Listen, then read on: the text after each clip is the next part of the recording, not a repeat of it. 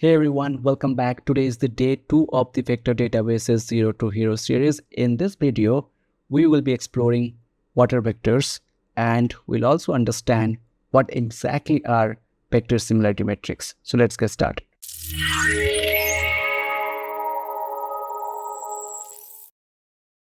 So earlier in this course, we understood that embedding models generate vector embeddings. Now, before explaining vector embeddings, let's first understand what are vectors. So when you hear the term vector, what comes to your mind?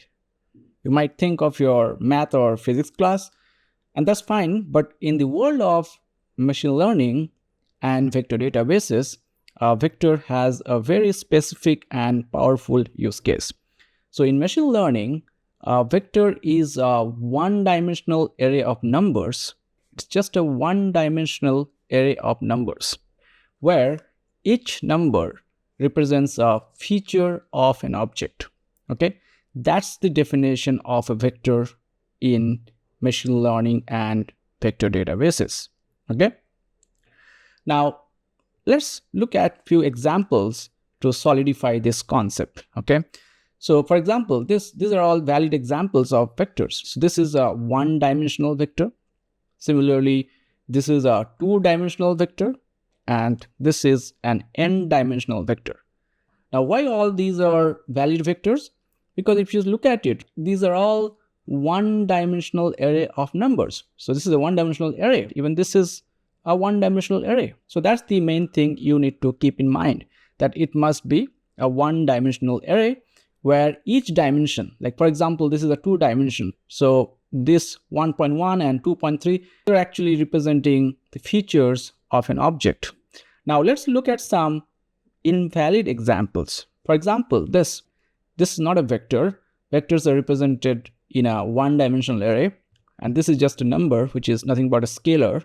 Then you have this two-dimensional array. This is a two-dimensional array, which is also known as matrix. It's not a one-dimensional array. So this is not a valid example of vector. This is a matrix. Then you have this. This is a three-dimensional array. This is not a one-dimensional array. This is a three-dimensional array. Again, this is not a valid example of vector. So these are all invalid examples of vector. So that is what I wanted to highlight here, so that the difference between vector and examples which are not vector is very much clear. I think from this difference, you know that a vector is just a one-dimensional array of numbers. Okay, so keep that in mind. Now, before we move on, here's the question for you. Are these vectors, whatever you see here, these valid examples of vectors, are these embeddings? Well, not necessarily. Like all vectors are not vector embeddings. We'll cover what are vector embeddings later on in another lecture.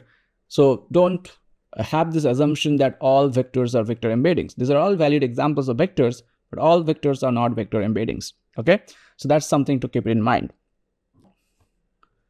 Now there's one more part to this definition, that each number represents a feature of an object, and that is why these are also called as a feature vector. So now that we know what vectors are, let's understand what do we mean by dimension. For example, this is a one-dimensional vector. This is a two-dimensional vector. What does it really mean? So the number of dimensions is nothing but is equal to the number of features basically in that vector. So here you can see that there is a two-dimensional vector, so which means it has two features in this vector that we have considered. Okay, so to make this idea of features little bit more intuitive, let's start with some concrete real life examples. Let's try to describe a car using only one feature. Okay, so we can represent car A and we can represent its feature using a vector. So it's a one-dimensional vector where the feature we are considering is speed. So this car A can be represented in a number line, and we can plot it somewhere, let's say here. So car A, and we represent it using the one-dimensional feature vector where the speed is 180. Now let's consider few more cars. So we have, let's say, car B, and we have car C. So car B, the speed is 160. We again represent it using a one-dimensional feature vector, and car C, the speed is 80. again represented using a one-dimensional feature vector. And if you see here, we plot it on a number line. Now, here is the important thing to notice, that cars which are like similar speed will be closer together, whereas the car which is having a different speed will be further apart. This is a very simple example where we consider just one feature, and that can be represented using a one-dimensional feature vector. Now let's try to add one more feature. Along with speed, now we consider, let's say, mileage. So this is now a two-dimensional feature vector. So a two-dimensional feature vector can be plotted in a two-dimensional plane. So you can notice here that cars with similar speed and mileage will cluster closer together, whereas the cars with different speed will be further apart. Now let's take this example further and let's try to add one more feature. Now add this price feature. So now we consider three features of a car: speed, mileage, and price. And it can be represented using a three-dimensional feature vector. So now you can plot a three-dimensional feature vector in a 3D plane. So again, it's a similar concept. All the cars that have similar speed, mileage, and price would cluster together in this 3D plane, and cars with different speed, mileage, and price would be further apart. So this is how you can plot it in a 3D plane. Now the thing is that in real-world machine learning systems, we don't stop at 4 features.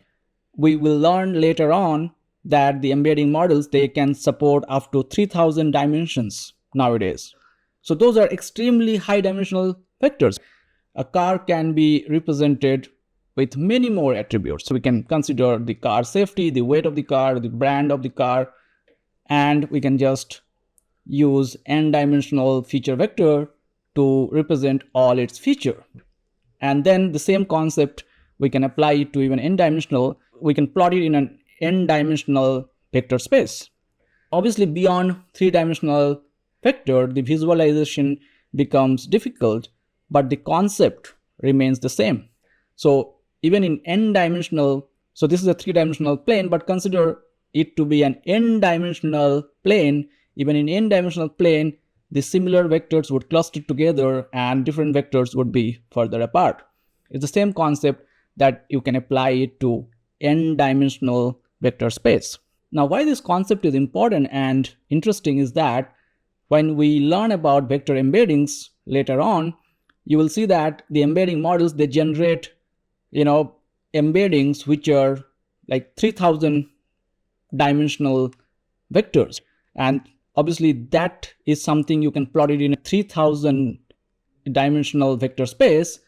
And whatever intuition I just tried to build here with from 1-dimensional to 3-dimensional to 4-dimensional, the same concept you can apply it to even n-dimensional vectors. Then just few moments from now, we'll learn about, similarity metrics. So whatever concept you take away from those similarity metrics, you can apply it to, 1-dimensional vectors, and the same concept can also be applied to n-dimensional vector space. So that is why this concept, building this intuition in the lower dimensional space, helps you solve problems when you try to think in the n-dimensional vector space. So I hope I'm able to stress here that how this concept is so important and how this concept will help you shape your understanding about vectors even in n-dimensional vector space. Okay, so the key takeaway from this lesson is that vectors are just nothing but one-dimensional array of numbers, and the number of dimensions in a vector space is nothing but the number of features that we have considered for that vector. More features will result in higher dimensions. So whenever for any object you consider more number of features, you will have higher dimensional vectors. Now, similar vectors would be closer in the vector space and different vectors will be further apart. Okay, so now that we know what vectors are, the next big question is, how do we figure out which vectors are similar and which are not? That's exactly what we will learn in this lesson. Okay, so what are similarity metrics? A similarity matrix is simply a function that takes two vectors as an input and returns a numerical score representing how similar these vectors are. Now, this number helps us understand whether two pieces of data are close with each other or they're far apart in the vector space. Now, different metrics define similarity differently, and that's what makes this topic interesting. So just remember that whatever we are going to learn about similarity metric is just a function that takes two vectors as an input and return the numerical score representing how similar they are. Now, in this lecture, we will focus on two of the most important similarity metrics. They are cosine similarity and Euclidean distance. So let's start with cosine similarity. So cosine similarity compares vectors based on direction and not size. So basically, cosine similarity doesn't care about how big these two vectors are. It doesn't care about the magnitude of these vectors. All it cares about is the direction of these vectors. So instead of asking what is the distance between A and B, all we care about is whether A and B are pointing in the same direction or not. So if two vectors A and B are pointing in the same direction, the angle between A and B would be very small, which means A and B would be in the same direction.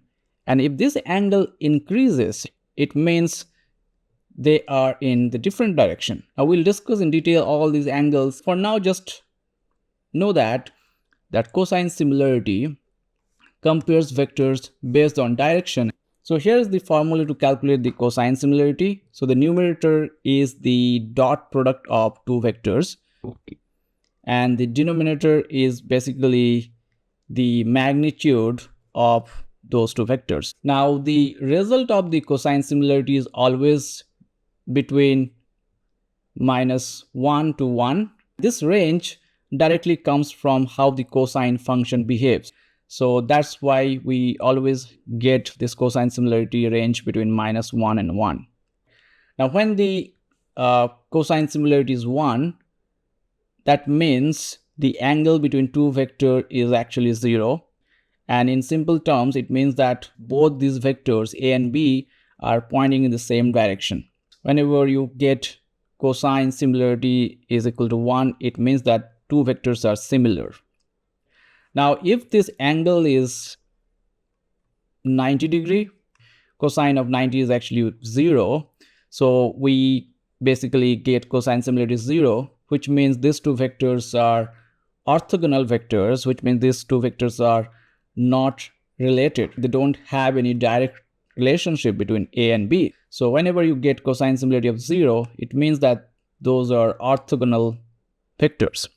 Then when the cosine similarity value is -1, and we get -1 when the angle is 180 degree, and what it means is that whenever the cosine similarity is -1, it means that two vectors A and B are in the opposite directions.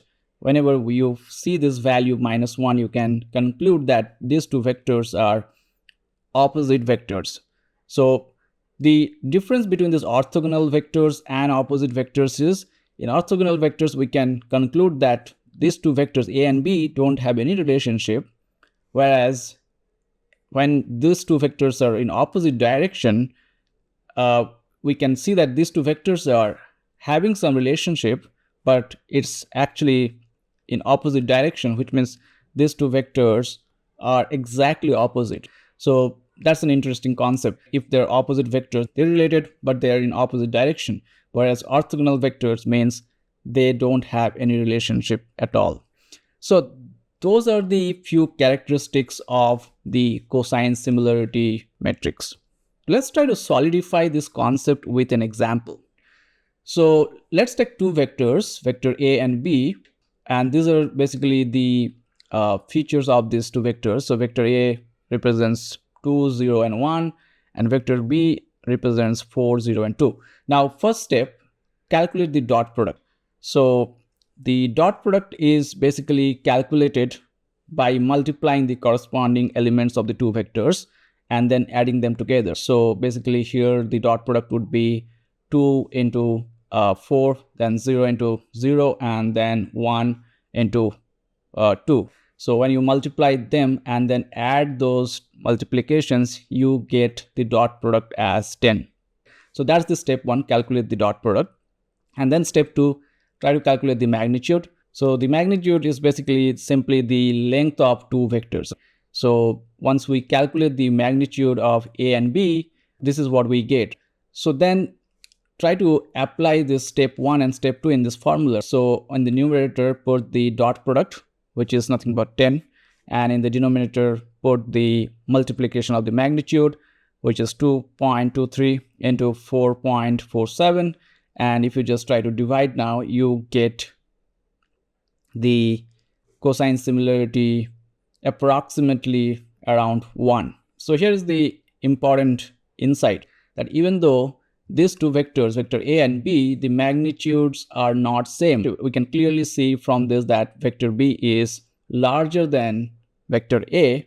So even though the magnitude is almost double, so vector B is almost double compared to vector A, this magnitude has no significance at all.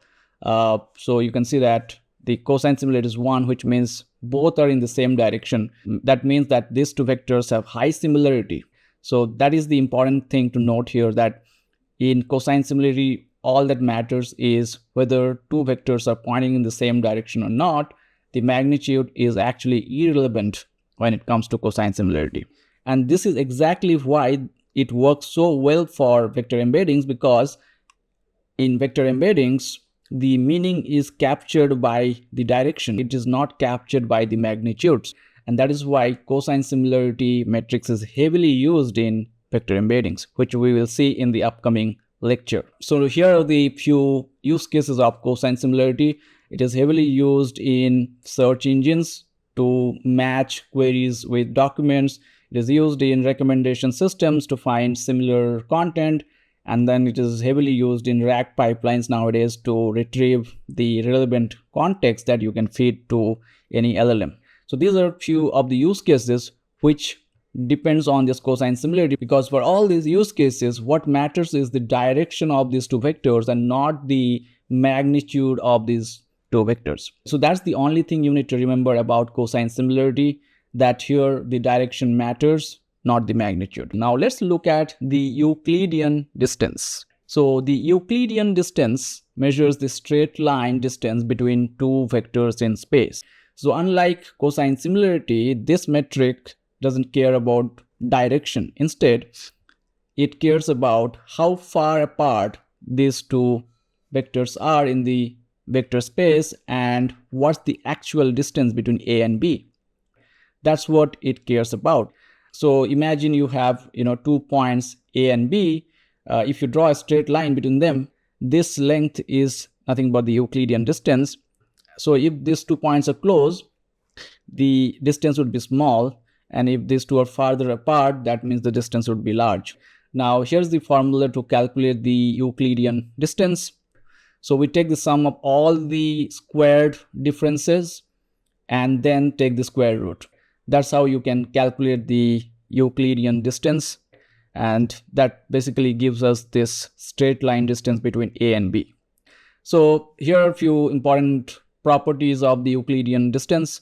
You have a range. Obviously the distance range could be between 0 to infinity. So if both are like vector A and vector B are at the same point, then the distance would be 0, but the range can go up to infinity.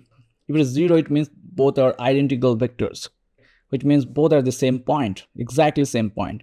Then only it is possible to get the result as 0. If this Euclidean distance is large, that means it is dissimilar vector. So those are the few important properties of Euclidean distance. Now let's try to understand this with an example. So now let's take two different vectors, A and B. So A equals 3, 1, 2.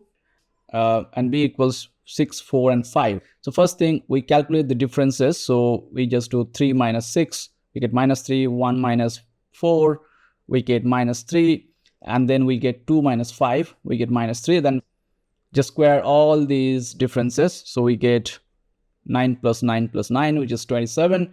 And then to find the Euclidean distance, all we need to do is find the square root of 27, which is 5.2. So this 5.2 is the Euclidean distance between vector A and B, and that is actually the actual distance between those 2 points. So that's how you calculate the Euclidean distance. So what are the Euclidean distance use cases? So it is used in GPS systems heavily, it is used in robotics, it is used in calculating the physical distance between 2 vectors, and it is also used in several spatial use cases. So you can see that Euclidean distance is heavily used in physical world, where the distance matters. Like, what is the actual distance between A and B matters. The direction is irrelevant in these use cases.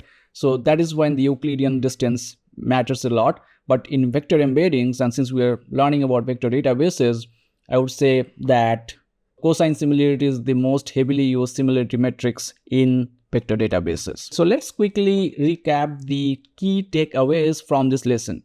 So similarity metrics compare 2 vectors numerically. Now cosine similarity focuses on direction.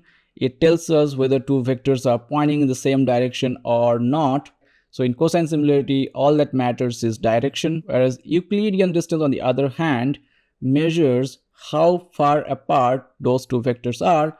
So here the magnitude of those 2 vectors play a big role, and all that matters here is the actual distance between those 2 vectors. Now the choice between the cosine similarity and Euclidean distance, it obviously depends on the use case and the problem context. So obviously, if you have understanding about what are cosine similarity and what are Euclidean distance metrics, then you would basically be able to apply to that problem context. So that is why understanding this is so important. Now, whatever concept we just learned, these are heavily used in semantic search, it is used in recommendation engines and building AI systems. Okay, so that's all in this video. In day 3, we will be understanding what are tokens. Thanks for watching.